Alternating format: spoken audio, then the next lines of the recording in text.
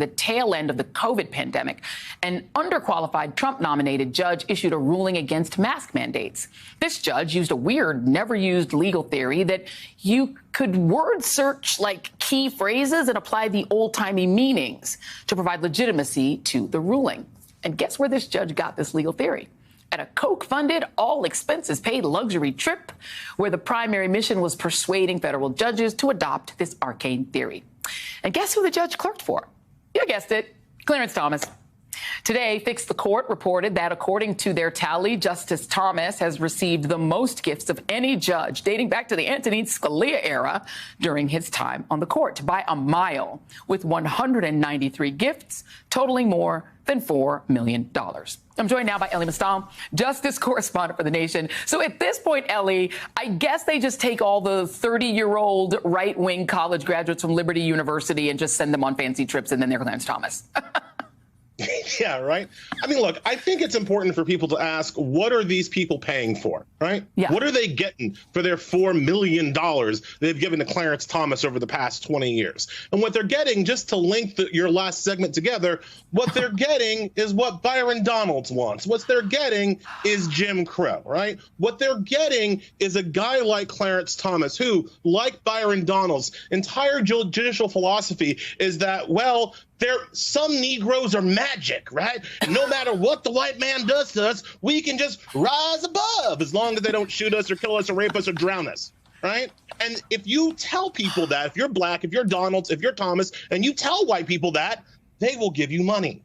And that is what's happened to Clarence Thomas for 20 years. He has told white folks exactly what they want to hear, ruled exactly as they would like him to rule, and done it as their black friend. And so the money is just pouring out. And you see it in these reports where, again, Clarence Thomas, in the figures that we saw today, Sam Alito made like $200,000 over the past, disclosed gifts over the past 20 years. Antonin Scalia, the hero of their movement, again, around $200,000. Clarence Thomas, $4 million. It's wild.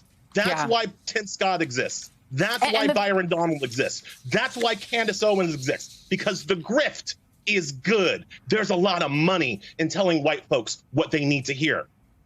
It is amazing, because when I looked at the chart, it was like, I thought that Clarence Thomas's was the total because it was so much bigger. Antonin Scalia, like you said, is six figures. He's in the 2, the 3 to 4. This guy is, and you're right, it is a thing that the right is willing to pay extra to get women, and especially black people, to tell them what they want to hear about women and black people. Tell them that black people don't want to be able to have a fearless fund.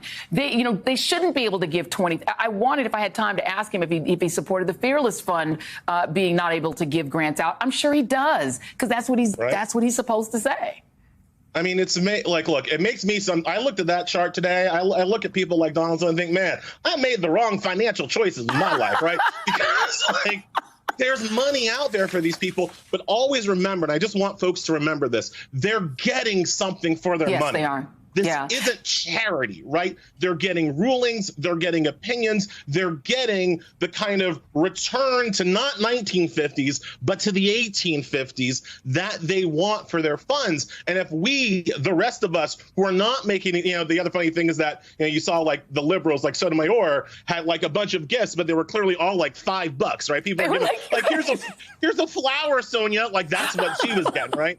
So all of us who don't have the money to buy our own Supreme Court justices, what we need to do is use what power we have, the power we didn't have during the Jim Crow South, and go out and vote for people who are going to hold the Supreme Court justices to heal through ethics legislation and other reforms. Hank Johnson, congressman from Georgia, my man, he's got an ethics bill right now on the House floor. We need to vote for people who are going to support that bill, and ask our political leaders when we go to vote, are you going to support ethics reform? Yes. No more nice letters, all right? No more like, oh, we're not, no more of that stuff. Are you going to support the bills to stop these people from graft? Amen, my brother. Elie Mystal, who understands what Jim Crow was and also what the grift looks like, because the grift is good for Clarence and them. Thank you very much. Those gifts that were subsequently reported out. To take you through just a handful of them, give you a sense, Justice Elena Kagan's calculated to have received gifts valued at just under $1,200. That's over 20 years. Justice Ruth Bader Ginsburg, over $59,000. Again, over 20 years, $3,000 a year.